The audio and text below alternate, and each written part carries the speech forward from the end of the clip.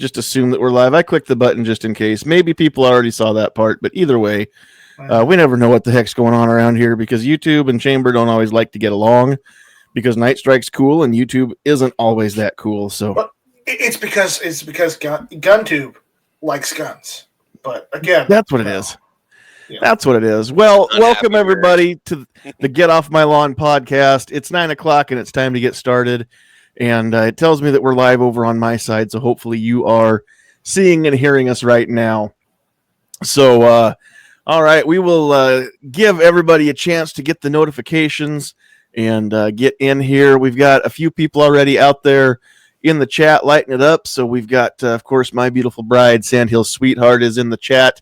Holding it down because she does the typing while I do the talking over here.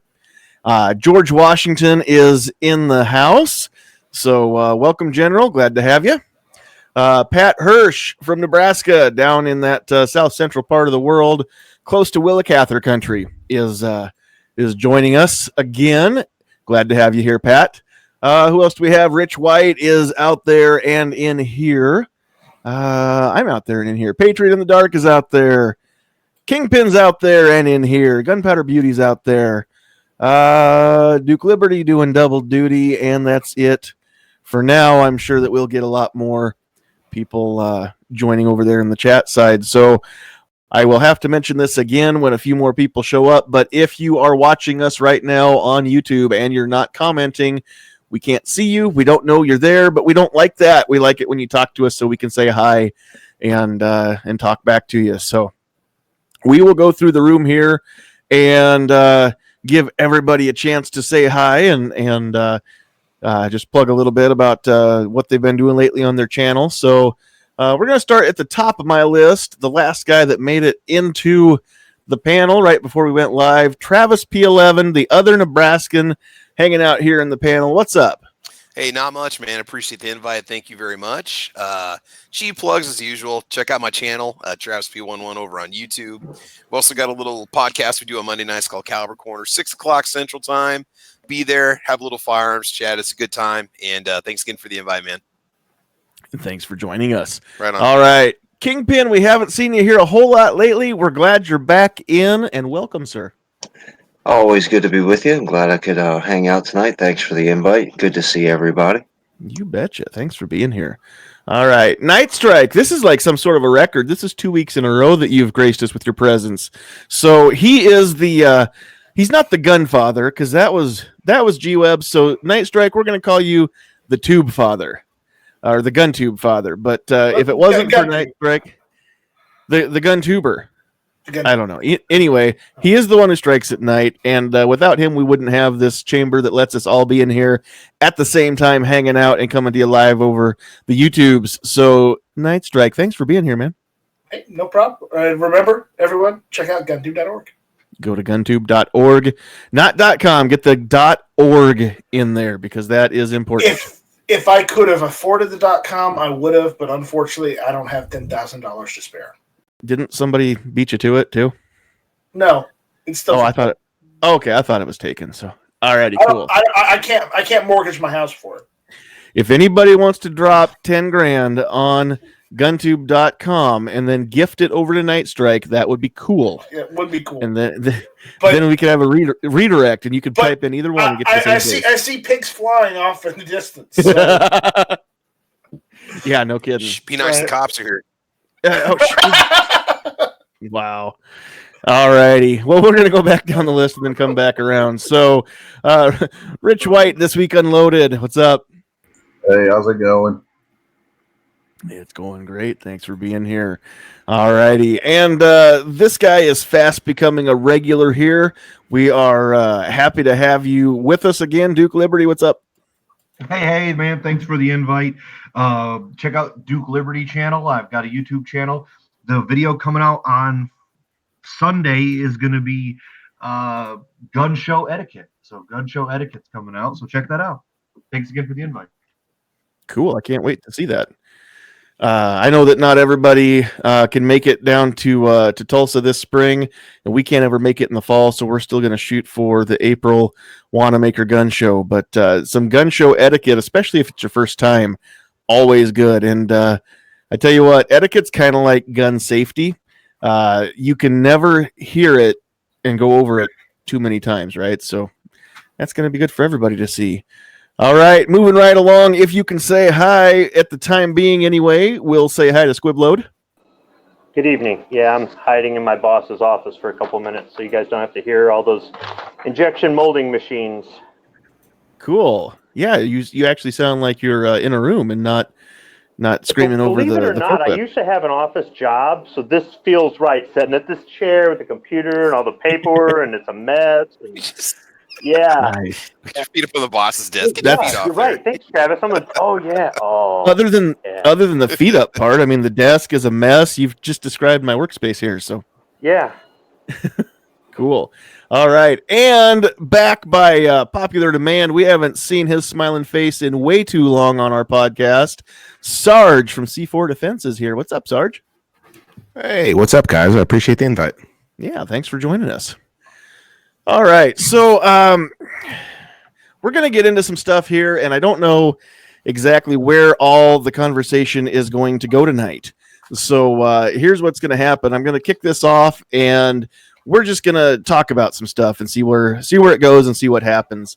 But I keep thinking about, all the stuff that's going on, all the rallies, things like that. There's another rally, and I'm going to plug this real quick. This is not the big one that I'm in on the planning, but in Lincoln, Nebraska, this coming Friday on the 21st, one of our terrible gun bills is being heard in Judiciary Committee. And before everybody goes in to sit in on that, there is a rally outside the Capitol. So even if you can't make it inside, show up and go to on Facebook or on social media. You can go to Nebraska Firearms Owners Association and get some details there. You can go to nebraskafirearms.org. Or you can go check out the Facebook groups. The best Facebook group, honestly, is called Nebraskans for the Second Amendment. If you're in the area of Lincoln and you can make it to that, go show up. You don't have to testify against the bill. Just showing up, signing in at the Capitol building and going in and marking yourself as opposed speaks volumes. The more bodies we can get in there. And if you can't do that and you can't make it, do what I'm doing and tell everybody else to get them there. So that's going on coming up here this Friday. So with everything else that's going on, we keep hearing things and seeing criticisms of the NRA. There's no shortage right now of criticism on the NRA from both sides or from both camps too. Excuse me. Clearly, anytime something bad happens, one of the first things the talking heads do is get fired up over on CNN and those other news outlets and start talking about how we need to, resist the NRA and defy them and all that. Of course, those of us on the pro Second Amendment side also fault them for not doing enough. The anti-gun media makes them out to be some big, scary monster lobby group that has all of the politicians in Washington in their deep, deep pockets. And we see them as, the 25 ACP of gun lobbies right now. I mean, they're not really good for much of anything. They're kind of anemic and weak seeming. And a lot of us are criticizing them that direction. So they're taking it from both sides. That being said, I think that they're necessary. I think it's very important that we have the NRA. And every time that I hear this and I have that thought, here's what I think about. I think everybody, probably except for maybe Squib, has seen The Dark Knight. It came out in 2008. It's the second in the Christopher Nolan Batman trilogy. Okay, there was Batman Begins, then The Dark Knight, and then The Dark Knight Rises. And the first one was okay, and the third one I wasn't crazy about. But The Dark Knight, even if you're not into Batman, you should watch that because the philosophy in that movie and just the look into human nature is crazy good. Looking into that, and it really makes you think. So there is a scene at the end of the movie after Harvey Dent, who was the DA, he was the guy that was cleaning up Gotham City without wearing a cape and a mask and putting all the bad guys behind bars. He turned bad, right? The Joker turned him bad, and he ended up killing some people. And Batman tells Commissioner Gordon, hey, you know what? The city needs him to be their hero and needs his reputation to be untarnished. So you're going to tell everybody that I killed these people, and you're going to chase me and you're going to hunt me down and make me out to be the bad guy because the city needs me to do that. And as Gordon's giving the eulogy for Harvey Dent, who, of course, he can't tell the people that Harvey Dent went bad and ruin that reputation. So he says, Dent was not the hero we deserved, but the hero we needed. And then later on, it flashes back to when Batman told him to blame him. And Batman had just saved Commissioner Gordon and his wife and kids from Harvey Dent killing them. And Gordon's kid comes up and says, why is Batman running away? And his dad says, well, because we're going to have to chase him. And he said, why? He hasn't done anything wrong. And Gordon says, because he's the hero Gotham deserves, but not the one it needs right now. Okay, I've said a lot of stuff to try and bring this back into the NRA. What I keep thinking about is the NRA is not, he's not the NRA is not the gun lobby that we deserve, but they are the gun lobby that we need right now, because the other lobby groups that are actually doing all the work, filing all the injunctions, the court cases, things like that, those places are actually getting some stuff done, while all the focus remains on the NRA, and the NRA becomes the punching bag, right? But they're big enough to absorb it, and regardless of the criticism that they get from the outside or from the inside, they can handle it. They can withstand all the criticism that they're getting. They're not going anywhere, and they're taking all the focus off of the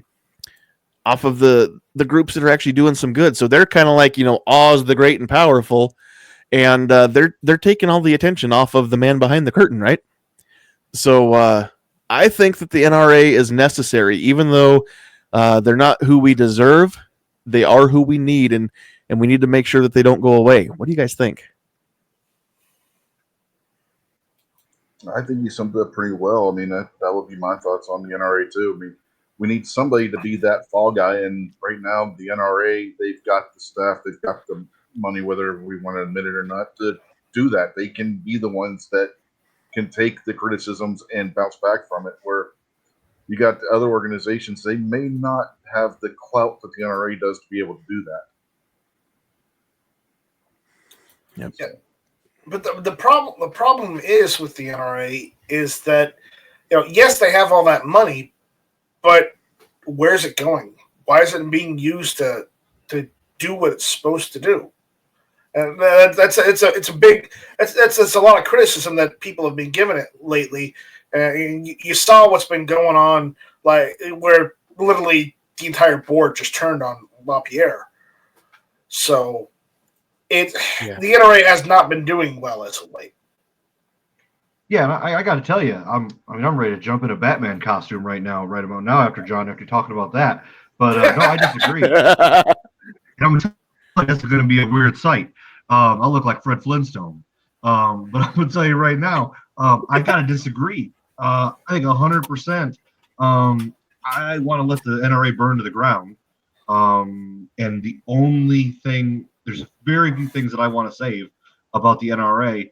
I think there's much more power in a whole bunch of smaller organizations than one large organization. The one thing about the NRA is whether you love them or you hate them, the antis are not going to distinguish between you and an NRA member. So I hear people say all the time, I'm one of them. I can't stand the NRA. Even before I became a gun guy, I didn't like the NRA. But I know that when Nancy Pelosi looks at me, she sees NRA written on my forehead. So whether I like them or not, I'm associated with them. And I kind of agree with you, Sandy, is, they're taking a lot of shots that, other organizations or individuals couldn't sustain. Yeah, I agree with that. Although be that as it may, if Nancy Pelosi looked at all of us, she may see NRA written on our forehead, but she's also going to see white supremacist written on our forehead, and nothing could be further from the truth for any of us in this panel, and probably everybody out in the chat as well. So just because they try to paint us with a specific broad brush doesn't mean that we have to go along with it. It's not what they call you, right? It's what you answer to that matters. Well, yeah, no, I understand that, but it's just the specific conversation of, and it's going to come up later on in the conversation. I'll probably repeat it when we start talking about Trump. I didn't vote for Trump. I voted against Hillary. Well, guess what? Nobody on that side cares. You're the enemy. Well, if I hold up a mirror in front of me with an orange vest, an orange criminal, prisoner outfit on it, then all she will see was a criminal, right? Maybe. Because maybe she fancies herself in autumn, and orange goes with her hair. I don't know. Yeah, well, because last I heard, that destroying that document during the State of the Union, that was destruction of government documents without approval. I mean, that's a criminal action. Nothing's going to come of that. No, not at all. We've already moved on. Nothing's going to come of that. And besides, from the way I understand it, the penalty for that's a slap on the wrist. It's like a $15,000 fine or something, and she's worth millions, so it doesn't matter. Make her pay the fine then. Well, maybe she will. I don't know. Nothing's going to happen. The news isn't going to report on it, so. Now, I got to agree with Kingpin, what he had said about the NRA also. I don't know. You see all this money going in. You see what they're sitting on for revenue at the end of the year. They're supposed to be a nonprofit. Yet I just don't seem to see their presence on the local level. And we keep seeing bills get passed and ordinances get passed and stuff, and you don't ever seem to hear about NRA speaking out against it.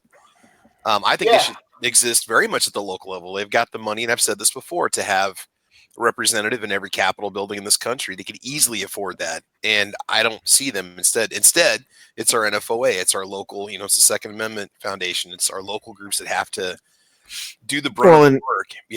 The last representation they had in Lincoln was a local law firm, and the firm's still there, but they're no longer affiliated with representing the NRA. But even at that, I don't remember them showing up to the rally that I was part of here a couple years ago, where you and I first shook hands, Travis. So, I mean, I don't know. A couple things before we go too long, and I forget them out here in the comments or in the chat here. Seven Wonders has not trying to be a jerk, but what exactly have the NRA done for the 2A lately? Well, the whole point of this is they've absorbed a lot of abuse, and they've been a punching bag, and they have taken all the focus off of the smaller groups that are actually getting things done in the trenches. So if you want to think of it as a battlefield, we've got the smaller groups, the GOA and FPC and all of those doing the work out in the trenches, whereas there's a big castle on the hill. That's the NRA, and all the artillery's firing on the castle and leaving the others alone to let them do the actual fighting. So that's kind of what the NRA has done, which in a backhanded way is still kind of a good thing.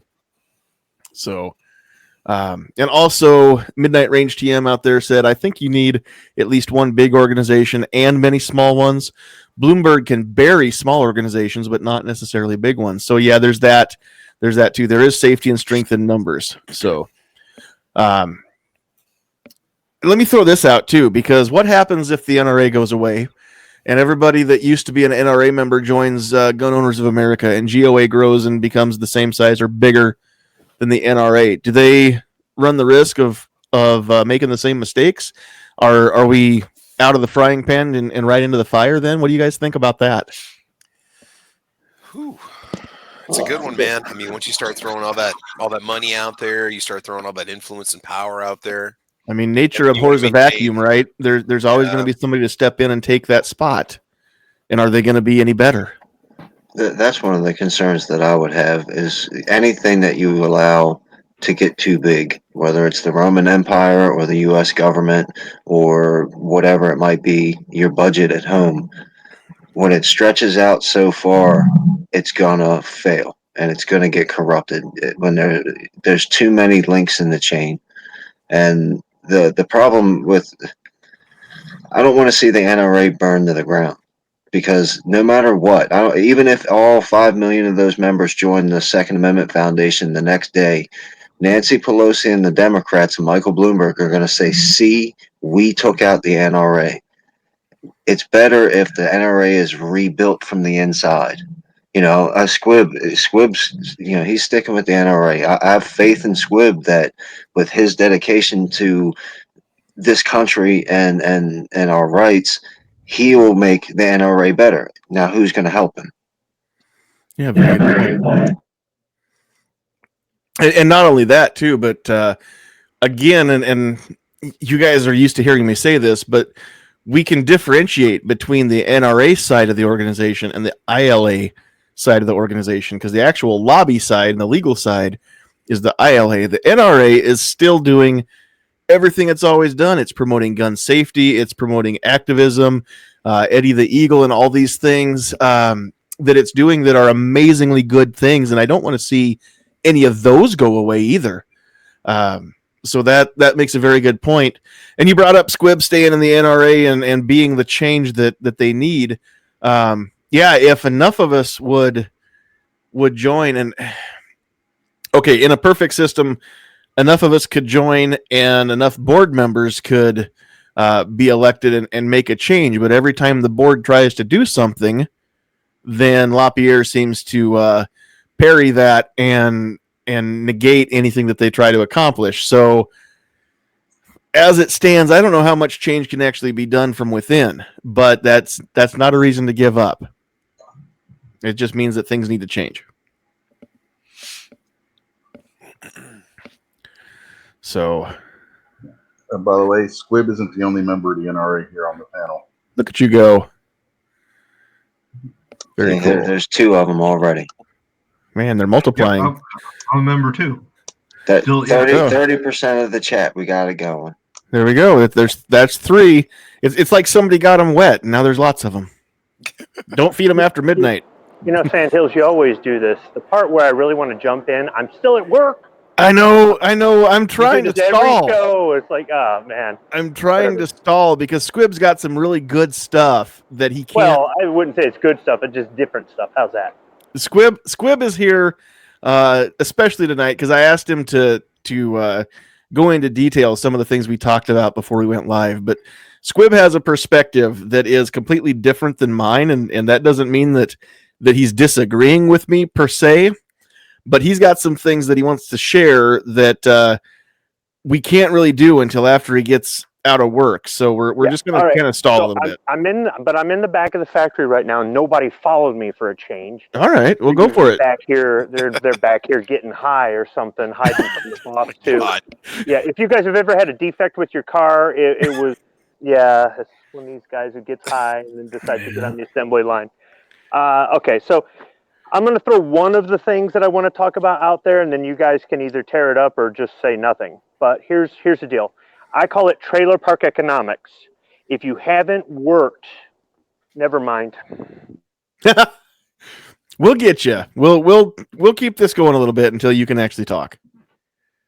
And I know I think he was going to say something along the lines of, I agree with everything Kingpin said exactly to the T. Pretty much, he could have just said ditto, and we could have moved on, right? So there's one other aspect of the NRA going away that we haven't talked about too. Who's going to certify the instructors that a lot of states require? If you look at a lot of states in their concealed carry permit regulations, they require you to have been trained by an NRA, specifically NRA certified instructor. Other instructors won't do. They want you to have somebody whose signature has NRA certified next to it on that. Well, see, that class. That could be fixed just by another organization stepping up and doing the training. The issue that you're going to find is, say in Maryland, Maryland's not going to allow another firearms industry, place like, they're not going to let the GOA start doing that. They're just not going to certify people anymore. New York City just won't certify people anymore. Or they'll change it and say the ATF has to do that, and then the ATF will completely muck it up with red tape and everything else. All of the ineptitude of a government alphabet organization.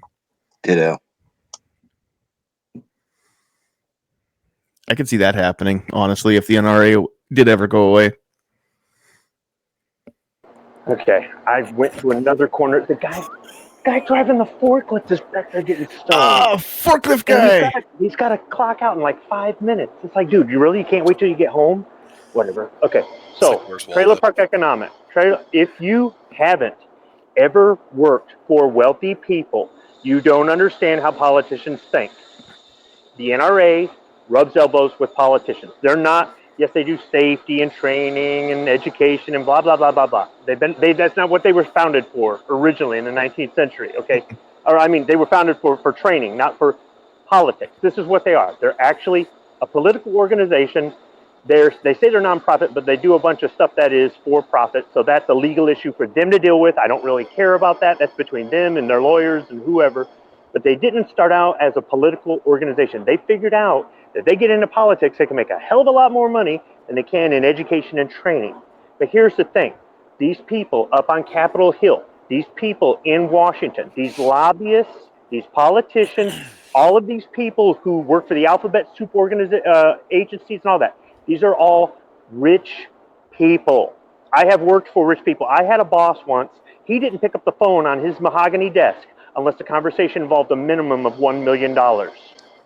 Okay, these people make the company pay for everything, and they flaunt what they have, and they look down on everybody. And this is why your politicians are out of touch with you. And the NRA is like that. That's why they're out of touch with their average members. They only care about the people that get their attention. The people that get their attention are people waving money.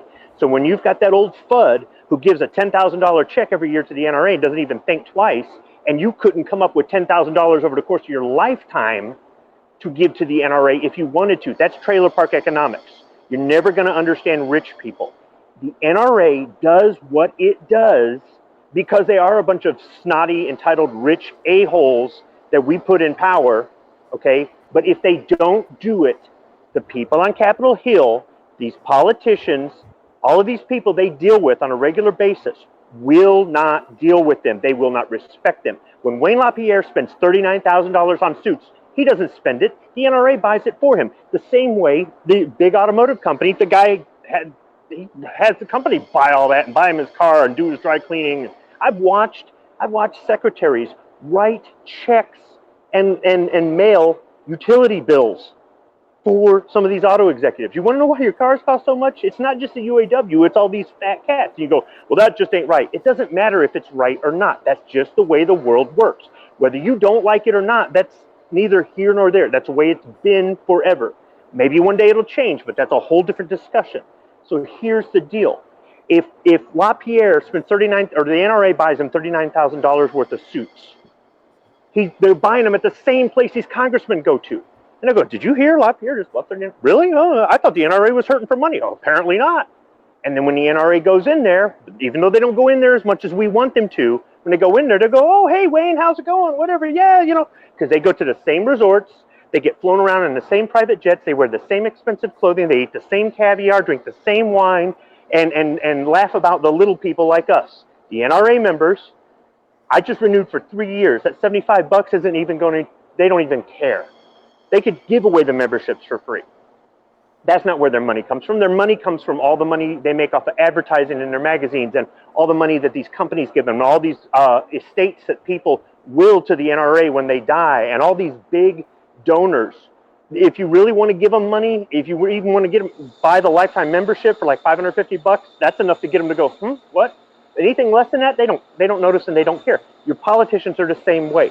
The NRA is the way it is because they know how to play the game. And in that sense, that's where they're valuable to us. Yes, they are the punching bag. They are the ones that everybody knows. Nobody knows who the GOA and FPC. And if you look at it, the GOA and the FPC and all them have a different mission than the NRA. But without the NRA acting like the people that are trying to take away our rights, the people that are trying to take away our rights won't even recognize the NRA. So if you want to have a bunch of people who live below the poverty level and can't even afford to drive down to the rally and can't make their bills and wear jeans and a t-shirt every day and work at a minimum wage job, get together and make a grassroots organization and expect Congress to even entertain the thought of speaking to them on the phone. You're wrong. They won't. You go, but that's wrong. That's bad. Yes, it's wrong. It's bad. But there's lots of things in this world that are wrong and bad.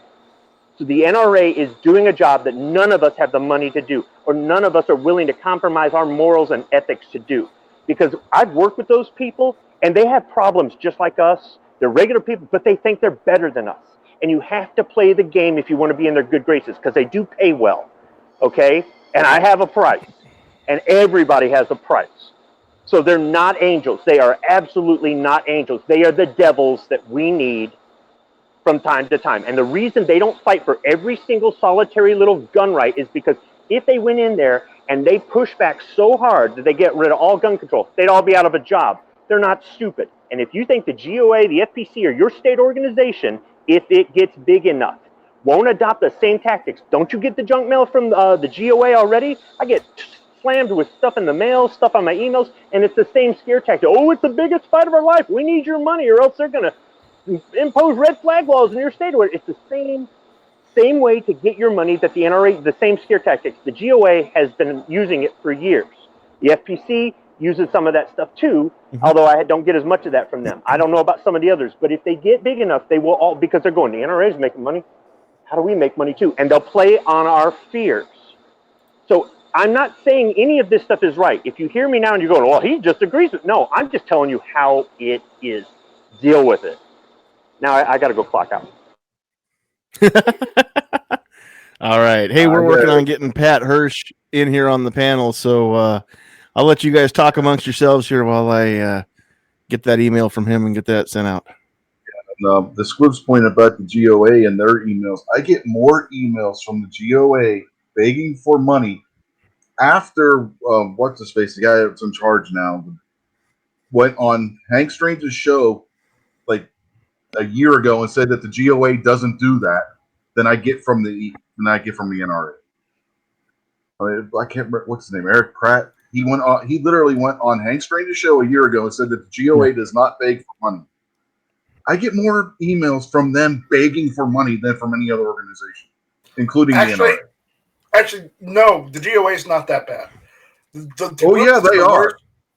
No, I'll tell you a group that's worse than the GOA. It's the what is it? The Firearms Policy Coalition. I don't get anything from them. I get no emails from them begging for anything. I always get them from the GOA. I get more emails from the GOA than I get some from the FPC, and they're using the whole same scare tactic thing, but I just don't get as much. I get them all the time. I've pretty well opted out of emails from both of them at this point, just because everything that they tell me as far as info, I generally already find out from other sources. And then the other half of the email is just, hey, we can only head off this new disaster if you send us, your money and join. And I can't join all of them. I wish I could, but right now that's not feasible. So when the time comes, I'll join every one of them that comes along if I can afford to and help out as much as I can. But, there's a lot of the time that, and this is something too, if you believe in the organization, whichever one it is, if you believe in that organization and, you pay your annual membership, which is $10-20, whatever it is, depending on the organization, sometimes that's not enough. Sometimes something comes up and they've got, a new legal battle to fight that they hadn't planned on.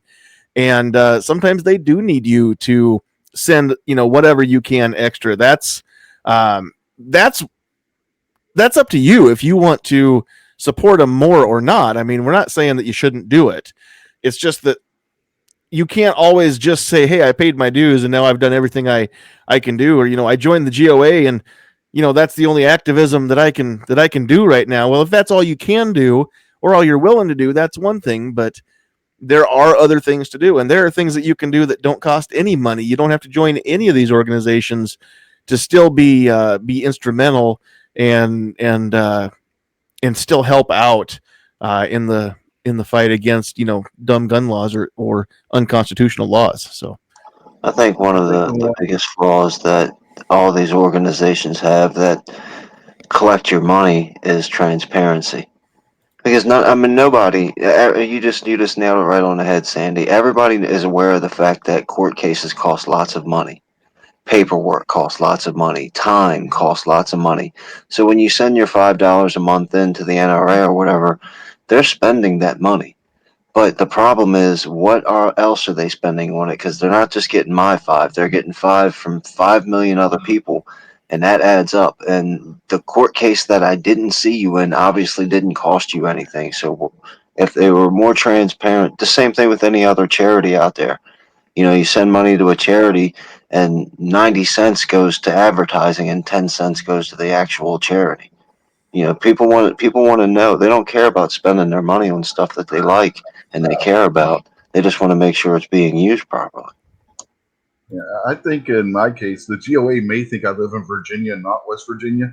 2 weeks ago, one of the emails I got from the GOA was saying that that they need money to fight the red flag law being proposed in the state. Nobody has proposed a red flag law in West Virginia. They have in Virginia, not West Virginia. So maybe that's it. Maybe they think I live in Virginia, not West Virginia. Maybe some people don't understand that there's a West Virginia and an East Virginia. I think there should be an East Virginia. I've always said that. Wait, there isn't? No, What? Apparently not. Oh, okay. Yeah, we have I'd North like and South Carolina. Central Virginia. Okay. We have East North and Nebraska South West Carolina. Nebraska. We have North Dakota and South Dakota. We have West Virginia, but there's no East Virginia. So I don't know. Things don't make sense. Sandhills, I have a very important question for you because it's in the background. What is the name of that beautiful cat back there? The white one that's doing the white one right behind unmentionable you. things to himself right now. Yes. That one's name is Edward. Edward. Okay. We got to make sure people Way to know. go, Edward. You've Yep, that one's Edward. And then he's the welcome committee. Everybody that walks in the door, he's right there making sure that he puts his white fluffy hairs all over you because he's a lover, not a fighter. But he's also a fighter, so don't start anything. Now, do you have a nickname for him? I know Travis has a nickname for his cat, Ammo Cat. Do you have a nickname for your cat? Usually, there's 3 cats in the house, and there's 2 of them that are likely to be underfoot or in the way. So usually the nickname that I have is, some take on just like dang it. So it's like, move dang it or get out of the way dang it, or something to that effect. So yeah, we don't have a nickname. I gave him once I got into the family because he's been in the family longer than I have, but I named him Edward Fluffbottom III. Nice. So he's enlightened. Yes. My Siamese has gotten the name Dum Dum because he likes to walk underneath people's feet as they're going down the stairs. The Siamese is actually the one that you usually hear on these, and I'm surprised she hasn't said anything yet. It's her house, and she lets us live here because we have jobs, and we're willing to pay the house payment and keep her here and buy cat food. So she can't do those things. I'm surprised. I'm surprised mine isn't walking in here meowing his head off right now because he has a tendency to do that. Yeah. I'm not convinced that Rich hasn't disposed of that cat yet. Oh, it's come close, Kingpin. It's come close. All right. So I don't know if I just don't know how to run my email right. Pat, I'm not seeing your emails. Make sure that you copy and paste the email that I put out there. Make sure you're spelling Sandhills Shooter with both S's in the middle. Because I have not gotten anything in my inbox. I checked my spam. There's nothing there either. So I don't know where those are going, but they're not coming here. So I'm not sure what's going on, Pat. But we want to get you in here. We want to get all the fresh faces or fresh voices that we can. So hopefully I'll get those. I just have a customer a public service announcement on that. Make sure if you're trying to connect to the hangout or the chamber as it were. Oh, there it is. Make sure you have a clear, good internet connection. I mean, if you're using Wi-Fi, make sure your Wi-Fi connection is superb. Otherwise, you may have issues because Wi-Fi isn't as reliable as Ethernet is. There we go. All right, so I switched microphones. Can you hear me? Yeah, you're coming in loud and clear. Oh, all right, good. All right. So, what other feathers can I ruffle? Well, go ahead. I don't care if somebody likes the NRA or not. I don't care if you join it. I don't care if you let your membership lapse. I don't care if you don't like me because I renew my membership so that I can vote. I don't care if you think your vote doesn't count. I don't care if you say burn it down. I don't think that's the best thing strategically for us. There's tactical and there's strategic. Tactical is winning the battle right now. Strategic is winning the war, which means you may lose some battles. The NRA is a strategic asset for us. The GOA might be a tactical asset for us. They're all assets. I'm a member of, I think, 7 organizations. And maybe if I can afford it, maybe I'll get an 8th. I don't know. But I try not to let my memberships lapse in any of them. The NRA, especially because I don't want to lose my voting privileges. And I don't care if you aren't a member of any. I think it's a good idea. But if you're not, hey, I don't care. I don't care if you're a member of as many of them as I am. None of it really matters. It's just, I think that if you start looking into the way the organizations work, whether they're a national organization or a state level organization, they all kind of do something a little bit different. If you look at some of these states where they've got 3 state gun rights organizations, go to a rally and you'll hear them. They, you know, if one of them organized a rally and the other 2 didn't, they'll either not show up like a bunch of like siblings that are pouting because one of them got something and the other didn't, or they'll all try to take credit for it or whatever. So you see it on a state level too. The NRA does some dirty, underhanded stuff.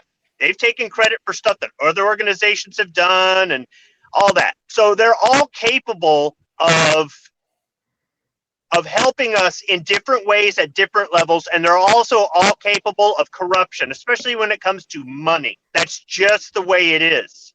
And if you don't want to be a member of any of them because of that, I understand. It's part of the reason I don't donate money to charity, is because so many of these charities are corrupt. And I know some people are like, oh, that's so bad. Don't you feel bad for the...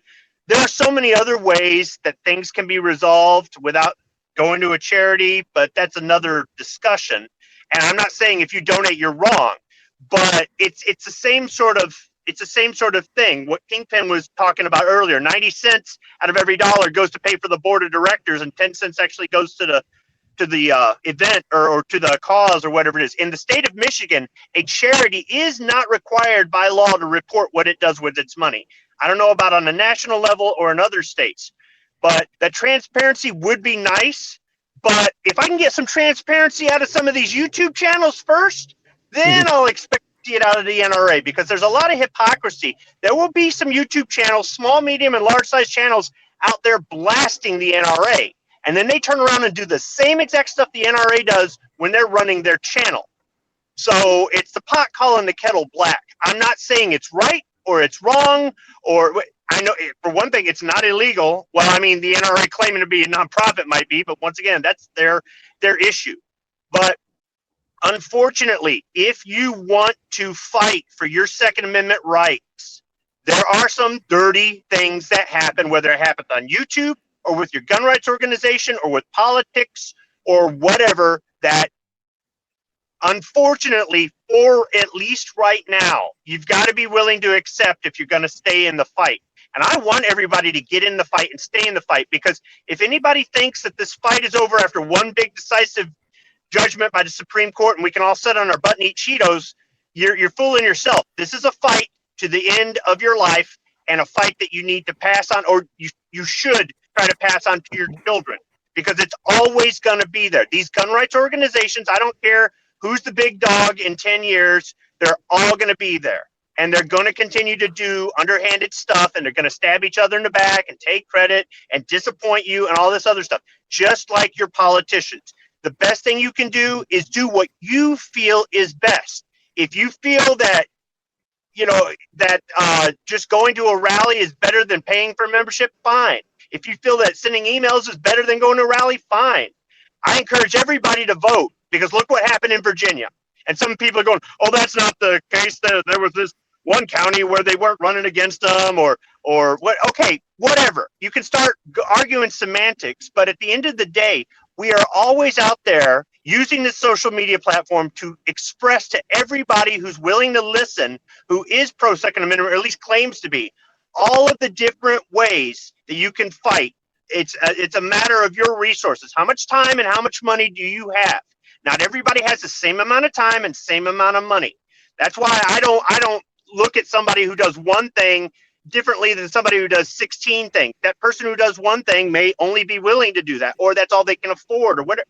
At least you're in the fight. That's better than some of the people that spend all their time and money at the gun store and the gun range, and they say they're pro 2A, but they've never even gone to vote in an election. They don't know any of these other gun rights organizations. They'll never go to a rally. They'll never send an email. They'll never try to talk to somebody who's anti-gun. None of that. They just care about their toys and how tactical they look.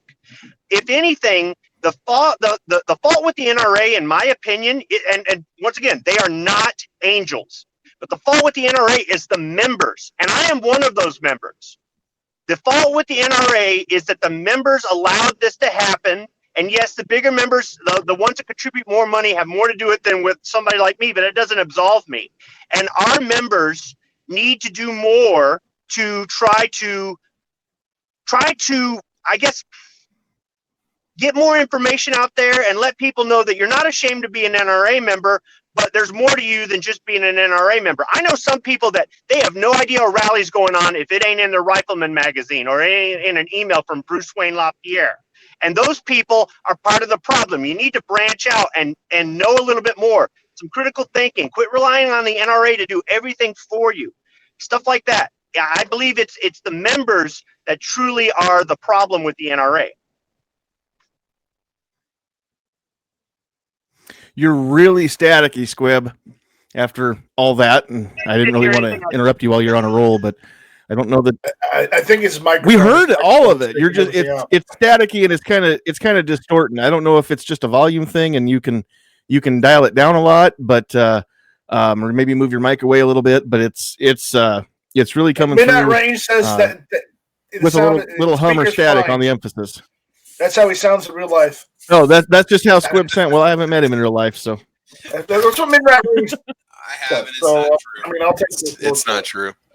The only thing I want to say, Squib, is I don't completely disagree with you, except it just feels like the way that the NRA is structured, you could have every single person protest, every single person not renew their membership, and it'll still perpetuate itself and keep itself going. It's just like political parties because of the money and the power and the influence and the structure of it.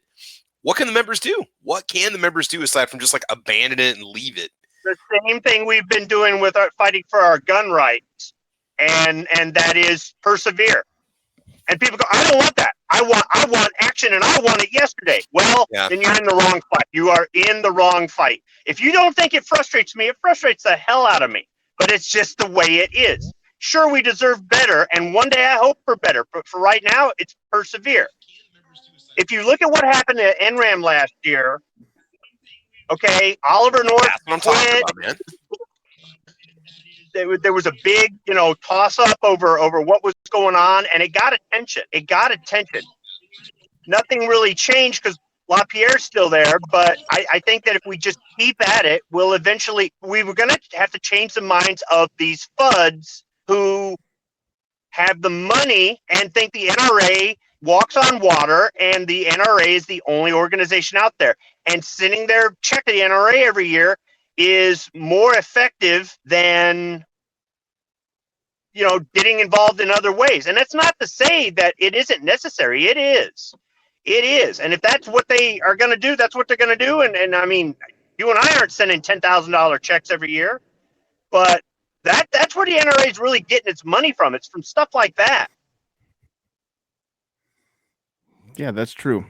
All right, so we did get Pat Hirsch to join us in the panel here. So, Pat, when you first came in, I went ahead and muted you down at the bottom there next to the red hang-up button. There's a microphone toggle and a camera toggle. So we can see your face right now. I don't know if you want us to. You can turn off the camera if you like. You can keep it going, whatever you want to do there. But we cannot hear you because you're muted, so you'll have to unmute when we say hi to you.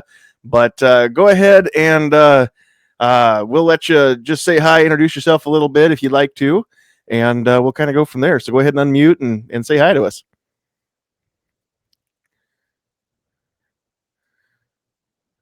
Maybe. Okay, all right. Can you guys? There he is. Hi, everybody. First time on this. I just want to give a quick shout out to everybody out there. Never really had a outlet to do anything like this in the state of Nebraska, and I just wanted to thank everybody for letting me come on tonight, and just saying thank you. And you guys are doing a great job trying to get everybody informed and try to get everybody together on this situation that we're currently facing right now. And that's what we do here.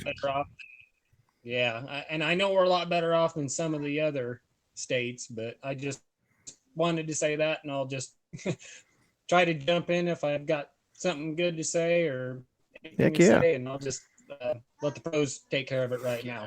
Heck yeah. The only thing that we request is if you're not talking, we'll just have you go ahead and mute the mic so we don't have any ambient noise walking on everybody else. And then as far as the things that you say, try to keep it family friendly. So don't say stuff that you wouldn't say in front of somebody else's kids or somebody else's grandma. So that's all we ask of you, is to go ahead and jump in, and we just try not to walk on each other. So all righty. All right, sounds good. Yeah, I've got 4 kids, so yeah, it's definitely got to be PG. Well, I used to say don't say anything you wouldn't say in front of your own kids, your own grandma. But then I've seen the way that some people talk in front of their own kids and their own grandma lately. So don't say anything you wouldn't say in front of somebody else's grandma at church. There you go. Gotcha, real quick, while we've got you in here, what's your take on the NRA as a whole, and whether they're necessary evil or not evil, or what do you think about them? Well, these are just my thoughts. I mean, take them or leave them. As far as them kind of being the speed bag right now for the politicians to beat up on. Mm-hmm. Yeah, I really think that's the group that can take the hit and, not get completely knocked down. I know they've got lawsuits and everything else going on right now and all that, but I really think they are the speed bag, so to speak, that the politicians can beat up on, while the little guys like GOA and all those guys, where they can step in and actually get the message out, do more stuff, while things are kind of deflected to the NRA versus them. So that's kind of my thought on it right now. And as far as that goes, with them being headquartered out of Virginia, I really think, especially in their own home state where this kind of really kicked off and really got the gun rallies and everything going, I wish they would have been a little bit more vocal on the situation, especially since they're headquartered there. I mean, well, that's one thing I wish, anyway, that's just my point. Sure. Of view. And I did miss I saw it, but I failed to bring attention to it. Seven Wonders out there quite a while ago said that the NRA did sure take a lot of credit for the rally in Richmond after the fact, or after everything was pretty well all said and done. So, yeah, they're always right there to take their share of the spotlight if they can. But at the same time, I don't know that that's necessarily the worst thing in the world. Yeah, I mean, it's maybe stolen valor or something to that effect. But at the same time, they share their sometimes undue share of the blame. So, can we fault them entirely for stealing some of the thunder? I don't know. I just assume that if they're going to steal the thunder, that they actually would have done some of the work, right? But at the same time,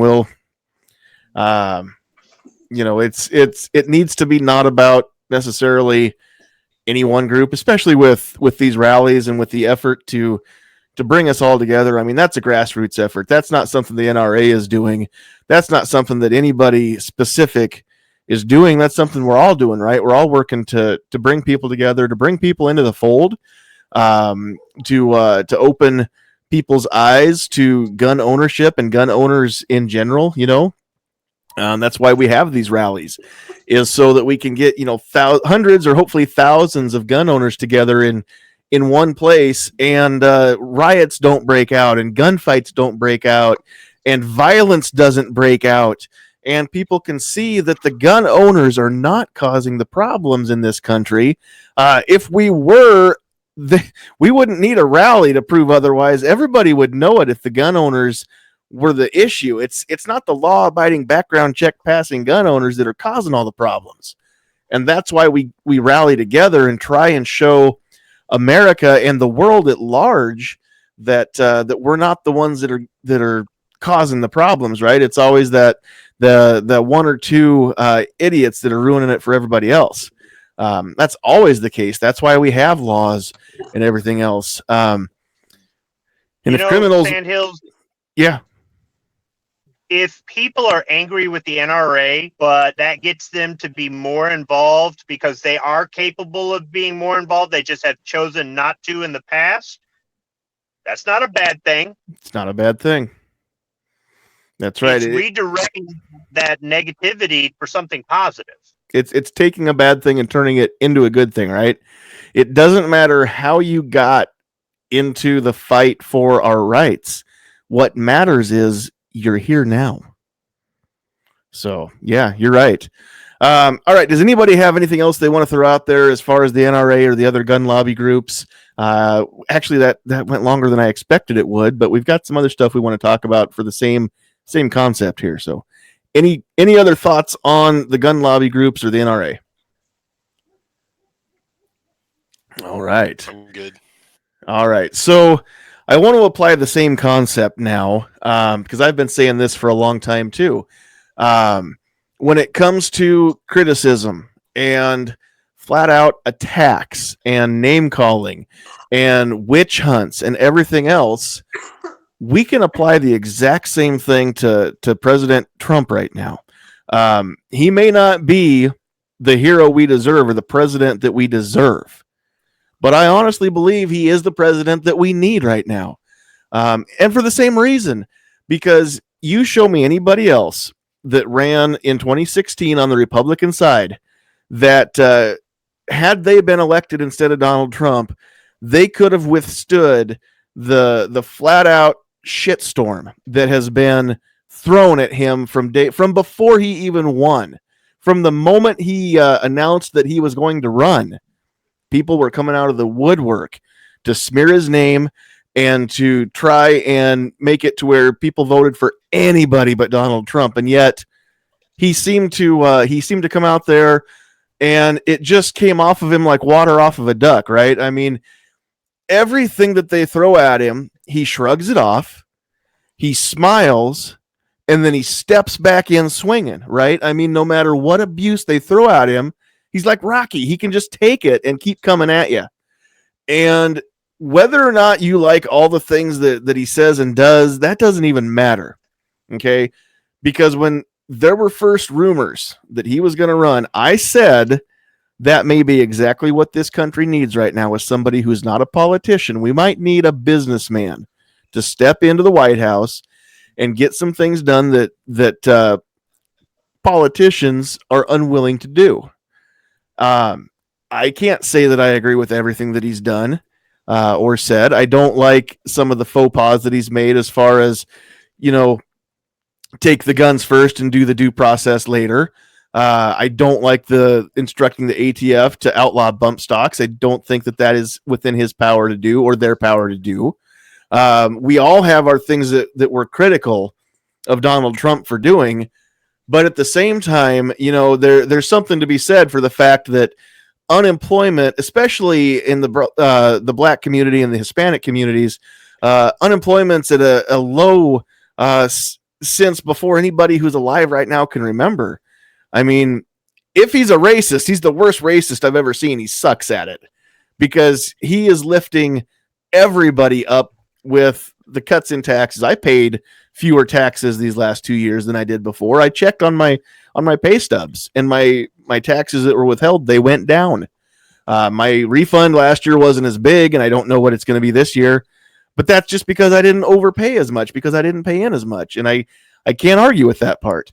They say a rising tide raises all ships, right? So I can't think even Ted Cruz or anybody else could have withstood the firestorm that Donald Trump has faced.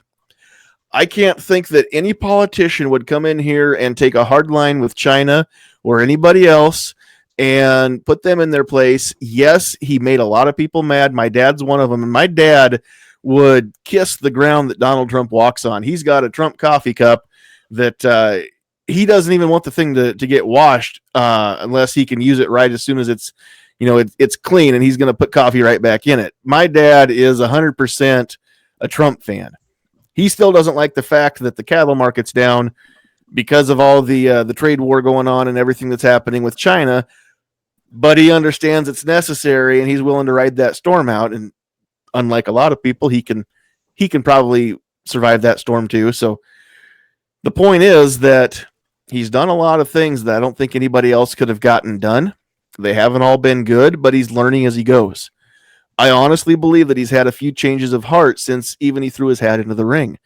I've heard from a few people, not personally, because I don't know anybody personally who's met Donald Trump, but I heard Phil Robertson talk about him. You know, Phil Robertson from the Duck Dynasty show and all those. Before that, it was Duck Commander. Phil is a very, very devout Christian man, and all he cares about is whether or not somebody else is a Christian too. And he actually sat down with Donald Trump before he ran for president, or when he was first making the announcement. He actually blocked off a couple hours out of his schedule to sit down with Phil Robertson. Phil Robertson shared the gospel of Jesus Christ with Donald Trump. And if he wasn't, he might have been a Christian in name, but not necessarily in deed before that point. But Phil Robertson said he saw a change just in that meeting. And he has seen a change come over Donald Trump just in his faith alone. Trump will tell you that before he became president, he was pro-choice. He is staunchly anti-abortion now because he's seen some of the errors of his ways. He can make changes. He understands that he's human. He's willing to admit most of the time when he makes a mistake, especially if there's no way out of it, right? So I don't think he's perfect, and I don't think he's done everything right, but I think he's trying. And I think that we've seen evidence of his efforts, and I think that he really does, more than anybody that I've seen in recent memory, he really does have the best interest of every American at heart, and I really like that part. So what do you guys think about the same thing? Donald Trump is the hero that we need, or the president that we need right now. He's absorbing an awful lot of abuse, and he's still doing the job. And I think he's doing it better than anybody else that I've seen recently do it. He's the president we need, but not the one we deserve. Right. I think that. He's the president that everybody... I just had to make another Dark Knight reference. That's what I said, though. He's not the president we deserve. He's the president that we need right now. Go ahead. He's the president that we've all been asking for my entire life. And just like anything, it's the dog chasing the car. Once that dog catches the car, it's going to have no idea what to do with it. And that's what we all did. We all chased for Donald Trump to come around. Now that we got him, we're all like, oh, he needs to stop tweeting. When 5 minutes ago you said you wanted somebody that's going to stick their finger in Nancy Pelosi's face. Now that he does it, you got a problem with it. And just to put in the context, is the disgusting thing that he said, the take the guns first and due process later. But when you put that conversation in context, he was talking about mass shooters. Because he fell, just like 90% of the other people, for the propaganda of the red flag law and gun control. Mm-hmm. We're going to stop bad. Look, this guy just shot 15 people. If we have this law here, we can prevent that. And hey, that sounds like a great idea. Of course, let's do the due process after we get the gun from the person. So it's not like Donald Trump said, hey, I'm going to go take Sandhills' gun just for the fun of it, and then maybe we'll give him a court date later. It's still reprehensible. He still shouldn't have said it, but you have to put things in context. Very much so. And not only that, but again, as soon as he said that, I mean, everybody in the room kind of went, and then as soon as that meeting was over, somebody came, probably chief of staff came over and said, Mr. President, that is not the way that we can do things. And you may want to rethink the way that you said that, because we can't circumvent due process. I know a lot of people on the other side of the aisle would just as soon do just that. I mean, Michael Bloomberg, he's not on the other side of the aisle yet, but he is a Democrat, obviously. And his stop and frisk policies, we could prevent a lot of crime if we stopped and frisked people and we didn't apply the Fourth Amendment to them. But we can't do that. We cannot racially profile people. We cannot stop somebody because they are DWB or black in public or anything like that. That is not the way this country works, and we won't stand for it. So if Mike Bloomberg is willing to say that most of the criminals, you could just Xerox it and pass the description out to all the police. They're black males age 15 to 25, and every black male age 15 to 25 should be stopped. And if we could just get them all off the streets, there wouldn't be any crime. Well, Michael Bloomberg is wrong, first of all. And second of all, that is not the way that we want this country to be run. And I'm not willing to put up with any kind of talk like that. And I just want to make sure that everybody understands who is running for president. And if you think that Bloomberg is the president that you want in your country, then you and I seriously disagree on just about everything. I don't think anybody in this panel feels that way, but there may be people that do. Trump represents the same feeling you get when you go to a 2A rally, especially if you've never been to one before. Oh, wow, there's more of us than I thought. If you remember, before Trump, there were a lot of people that stayed silent and that weren't out there making noise. Now, granted, the media is lopsided one way, and it seems like a lot of things that we deal with on a regular basis seem to go one way. But there were a lot of people that were just silent. And here was an opportunity to vote for somebody who could maybe put a stop to this or could maybe change, or the whole Make America Great Again or whatever. And what do you know? He won. And it's like, when I was looking at the numbers, I'm going, wow, I can't believe there's that many people out there that still believe in this country, that still are conservative, that still believe in values and things. And I'm not saying the guy is absolutely flawless. I would have loved to have a better candidate than him, but that's who we got. Excuse me. But we were able to make our voices heard. We were able to make our votes count. And I do think to some extent, some of it does have to do with people were mad that Bernie didn't get the ticket, so they just plain didn't show up to vote. Because if Bernie had the ticket, I don't know if Trump would have won. There were a lot of people out there counting on that free college he was promising. And the other thing, too, is since Trump has won, actually, yeah, since he won, not even since he took office, but since he won, I've heard a lot of people on the other side say that they hate him, but they can't give you one reason why. Yes, some of them will say, my taxes went up because of him, or my 401k went down because of him, or he's going to start World War III, which still hasn't happened. I'm waiting. Or some of the other things that I've heard people say. But I've heard more people that didn't vote at all or didn't vote for him just say they hate him, but then they just get mad and they just start throwing a tantrum, but they can't actually say what exactly he's done with any facts or evidence behind it. And it's just, they're really showing their true colors. And it's like, look, I put up with the president that you thought was great for 8 years, and he didn't have any policies that I thought made this country better, help the economy, help my family, help the industry, man. But he was our president, so he's our president. And more to the point is, we can have a discussion on the man's character if you want to, and that's going to be a completely different discussion than his policies as the chief executive. Well, and that's the thing that gets skipped, though, is the policies. All we ever hear anybody talk about is the gun stuff. Donald Trump. Okay, I was just talking to Pete about it out in the chat.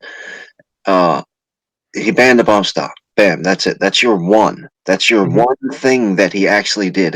It doesn't matter what he said. It doesn't. That's absolutely irrelevant. Down to the fact that he's the president. It's what did he do?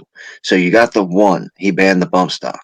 Well, let's go ahead and talk about the New Way Forward Act. Let's go ahead and talk about prison reform. Let's go ahead and talk about the USMCA. There's actual critical conversations that we could have that Donald Trump has made mistakes on and probably hasn't done the best that we think he should do. But we're all caught up on the fact that he said that he's going to take guns from people. Oh my gosh. Then there's 10 million other things in the rest of the world going on that we're not paying attention to. You know, you got your rah-rah Trumpers who won't listen to anything, and then you got your, I want my bump stock back, so that's all I care about, Trump Orange Man bad. When there's plenty of other actual conversation about policy that we could have.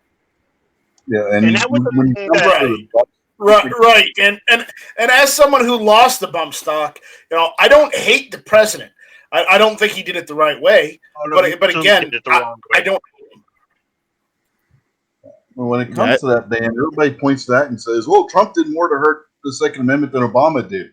That Trump passed more anti-gun legislation than Obama did. One, Trump hasn't passed any legislation because the bump stock ban wasn't legislation. It was just a appraisal by the ATF. It wasn't actual legislation. And if you want to go down that route anyway, Obama banned all rifles and shotguns from Russia that were made by Kalashnikov concern and Mulat, two different companies, and 7.6 ammo. I think now last count, 3 things being banned is more than one thing. And they tried to do that M855 ban too. Yeah, under Obama, exactly. Yeah. But the thing I didn't like when Obama was in office was I didn't have a problem with the man. He was elected twice. Okay, I didn't have a problem. I had a problem with his policies, like what we were just talking about. Obamacare was the thing that caused my health insurance to go way up, and I didn't like it. It also caused my taxes to go way up, and I didn't like it. So I didn't like his policy. But if I said that, they'd label me a racist. Dude, I don't care what skin color he is. I don't care. All I care about is what are you going to do to help my family and myself? And if you have a policy that affects the economy, that affects how much money I'm bringing home, or affects the school systems that my kids attend, or affect whatever it is, how it affects us, I'm gonna say you're a good president or a bad president, or a good senator or bad senator, a good governor, bad governor, whatever, based on what your policies, the ones you push or sign into law, affect my family. The rest of it, I don't care. I don't care what religion you are. I don't care about. I didn't like the way Obama made us look weak. Trump makes us look strong. We're the world superpower. We need to look strong. And people don't like that. They think it's too aggressive. I actually think Trump's kind of soft on national defense. The way he's handling this Iran thing, I know why he's doing it. He's afraid if he does anything, he's not going to get reelected. He's playing politics, but you know, whatever. But I mean, at the end of the day, though, it's kind of like what can you call somebody who wants to badmouth Trump? You can't call him a racist. So I mean, you just see more and more of how lopsided it is. Yep. And, you know, earlier today, I saw, and I've seen this a long time, but I saw it again today on Facebook. So one of my friends had just posted this again. It said, we don't like President Trump because he's a racist. Or we hate President Trump because he's a racist. You hated Obama because you're a racist. And I'm not going to get into a big fight on Facebook because I'm lazy and it's too much to type most of the time. That's the biggest reason. But if anybody calls me a racist to my face, I mean, they're going to get me in their face explaining to them that they're going to have to apologize or they're going to have to get proof, one or the other. There's a couple chats that we're going to have here. Probably next week, we're going to talk about socialist policies and universal health care and free education, all that stuff. But another one I want to have sometime soon talks about racism and discrimination and the difference between the two. I think we're all a little bit racist to some extent, but what matters is, do we discriminate? So if people want to think that I'm a racist because I didn't like Obama, well, then they can go take a short walk off of a tall cliff for all I care. I'm like you, Squib. I don't care what color anybody is. It doesn't matter to me. It's not the first thing that I care about. I'm not going to say I don't see color because I think that's a stupid thing to say. I see color. I love the variety of color in people. I think that God did the right thing when he made us all different. And I think that we should be able to talk about that and say the fact that, hey, this person has dark hair and this person has blonde hair. This person has dark skin and this person has very, very light skin. Who cares? It's just what makes us different, and it's what makes us unique, and it's what makes us us.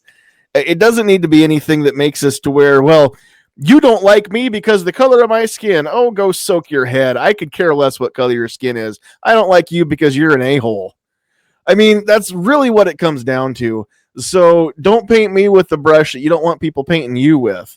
First of all, it goes back to the policies. Now, that being said, I've got a couple things here. First of all, can anybody honestly show me a racist policy that President Trump has put into effect, or one that he has not tried to stop? And the first thing that people try to talk about is putting the brown people in cages down on the border. Well, I got news for you. First of all, Mexican is not a race. Guatemalan is not a race. Costa Rican, Honduran is not a race. Those are nationalities. The fact of the matter is that most of the people that are coming across our border illegally on that side of the country are Hispanic of descent because that's who's coming. They're coming from Hispanic nations, dumbass. So, yeah, that's who the majority of the illegal immigrants are, from that side of the country. It's coincidence, it's happenstance what color their skin is. The fact of the matter is that if you break into our country illegally and you don't use the door, you deserve to be locked up and put in a cage. That's how I feel about it. You come into my house uninvited, you don't use the door, and you're not welcome here, then I'm going to call the cops on you, and you're going to get locked up in a cage too. If you're lucky, that's the only bad thing that happens to you. Okay? As far as any of these policies, he is enforcing laws that were on the books before he took the office. He did not say all of a sudden, hey, we're going to have to start rounding these people up and stop them from coming across the border. He's doing policies that have been in place since Obama and before. Okay. He's just the only one with stones big enough to actually enforce the laws and tell ICE to actually do their jobs. So if you don't like it, that's fine. But he didn't make the laws. It's his job to enforce them. We pay him to enforce the laws. That is the responsibility of the executive branch of government, is to enforce the law. That's why we have an executive branch. The other thing that people say all the time too is that I hate Trump. He's a racist. He's a Nazi. He's Hitler reincarnated. He's this, that, and the other. By the way, I think only the government should have guns. Okay, you can't have it both ways unless you're a complete moron. If you think Trump is Hitler, why do you want him to be the only one that has the guns? Why wouldn't you want us to have the guns to protect ourselves from Hitler? Come on. That is a total stupidity right there. And on your point about cages, they continuously throw up these pictures of cages where the plumbing doesn't work and all that. They're not looking at the date stamps on those pictures because those are all from the Obama administration when they show those pictures. If you look at the facilities that Trump is putting these kids in, they're not in actual cages. They're in more of a dormitory setting with cots lined up along the wall. And then they have like recreation facilities where these kids have Xbox or PlayStation stuff to play with. They have gyms for them to go and they can play basketball and other games. Obama was the one that was actually putting them in literal cages when you look at those pictures. Go to another country and try and sneak into that country, what's going to happen to you? Yeah, you try to sneak into China, what are they going to do to you? You'll be shot. Yeah, our prisons are better than what they have in any other place. There you go. Yeah. I don't know if you see unless Bernie gets elected, and then his staffers are going to have everybody in a gulag or shoot him. Right. They know they're going to go to prison as soon as they cross the border, but they still come in here because that prison is better than where they came from. Yeah, but as far as our prison, though, than other, it's really about sovereignty. It's not about racism or nationalism or something. It's sovereignty. They need to respect our borders.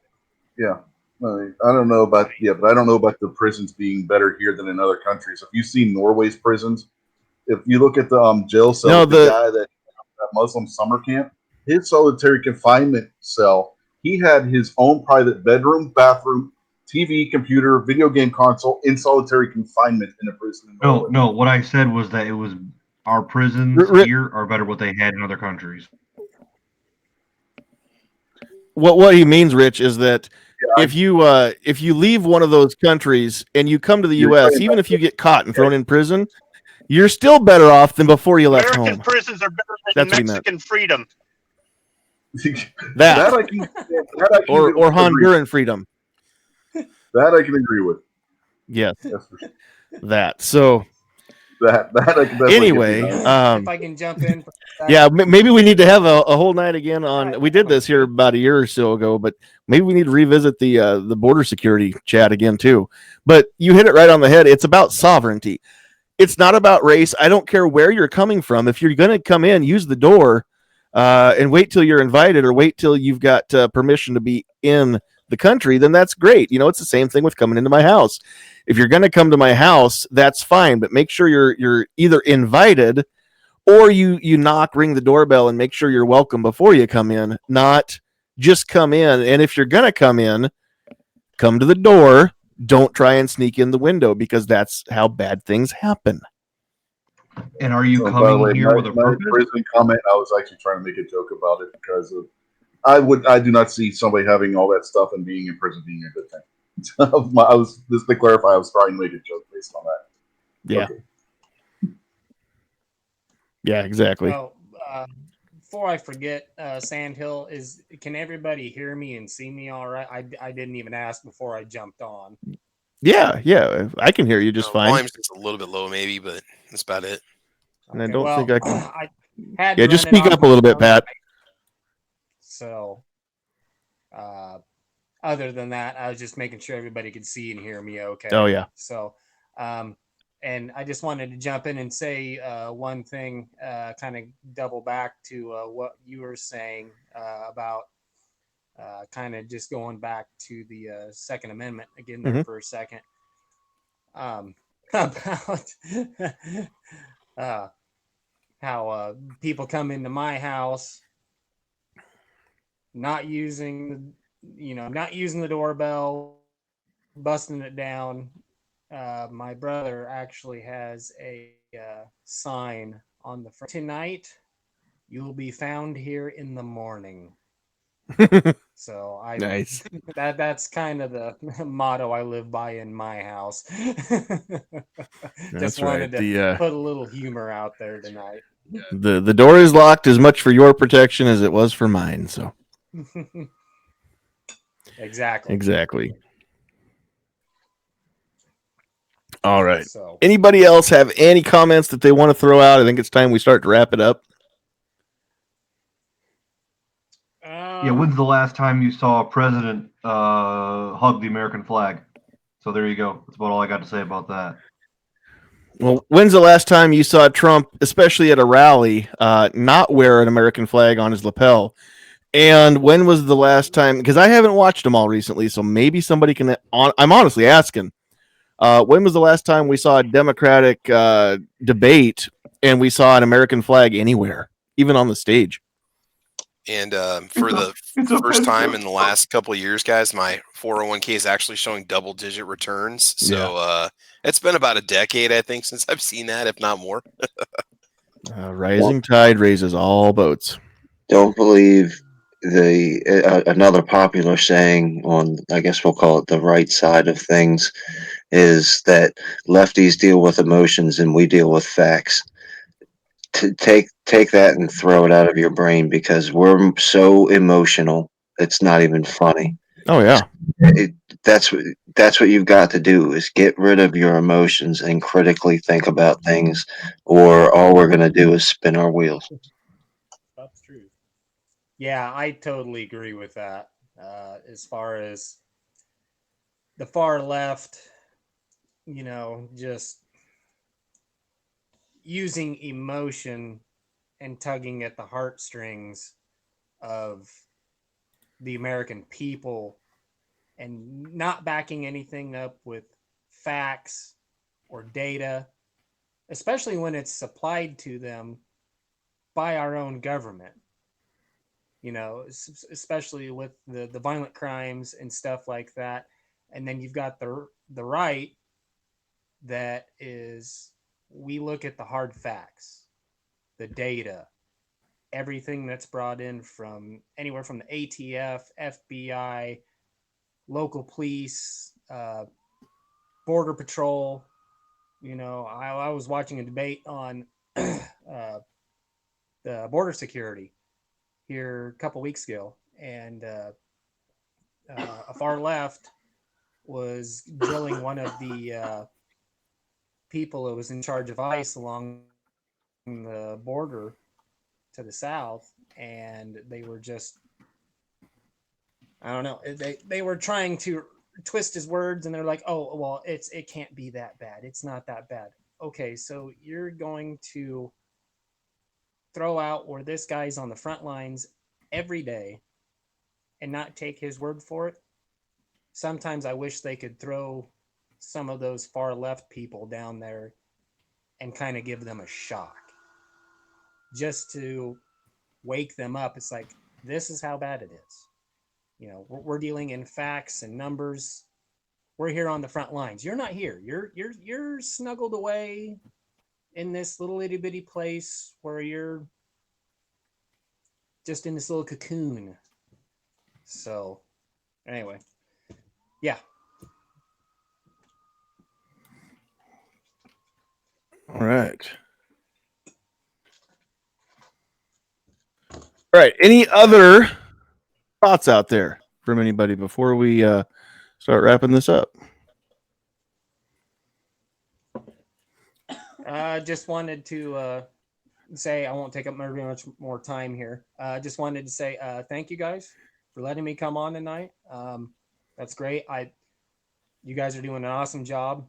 Love the podcast, and I'll try to keep getting that word out there, and hopefully we can get some more people to come on and hopefully spread some more information. Cool. That'd be awesome. Yes, I really appreciate it when people share the link to the podcast. So share it. Let's spread this far and wide. That would be awesome. All right. So we'll just go on down the list here and just let everybody say goodnight and wrap things up. So we'll move on down to Squib. Thanks for being here tonight, pal. Thanks. Hopefully the static went away. I'm not hearing it now. It was just transitioning from one mic to another. I don't know. Thanks for the invite, and I think I kind of didn't stay with the topic tonight, but hopefully it was okay. Yeah, that wasn't a problem. Like I said, I didn't know if we'd get a whole hour out of this or not, and we've gone for almost an hour and a half now, so no complaints. It's been on an awesome chat, I think. Anyway, I appreciate all of you. So, Travis, thanks for being here. Anything you want to plug before we go? No, just everybody watching this, make sure you subscribe to those people you see here on the panel tonight. And that's it. Appreciate the invite. It's always a good discussion. And thanks again, man. Appreciate it. Good stuff. Absolutely. Thanks for being here. All right. Kingpin, anything you want to plug before we go? Yeah, check out Crazy Scotsman's channel. I'll put the link out there a couple times. Go over and help out Mr. Holster however you can. And if you can't help out, just let Scotsman know that you appreciate everything that he does for everybody. That's right. We lost Mr. Holster today, didn't we? Yes, we did. Definitely want to extend our condolences to Mrs. Holster and the rest of the Holster family. Yeah, so go check out Crazy Scotsman's channel and his video there, and help out if you can. That's one of the best parts of this community is we really are kind of just one big extended family, and we help each other out as much as we can. And I love being part of a community and a family like this. So, all righty. The one who strikes at night, Night Strike, thanks for being here. Thanks. And I just want everybody to visit guntube.org. Go ahead, do it. Do it now. Do it now. Right there. Not right now. Wait till we're done, and then go over to guntube.org. Well, I'm happy anybody visits at all, but go to GunTube. All right. Well, we'll wrap this up so everybody can go there. All right, Rich, thanks for being here. Yep, no problem. Thanks for the invite. And if you want to see some pictures from the Henry booth over at the Great American Outdoor Show, since they weren't at SHOT Show, go check out my Instagram. I got some of their stuff up over there, including their new tactical lever gun selection that they have, which are part of their new side loading series.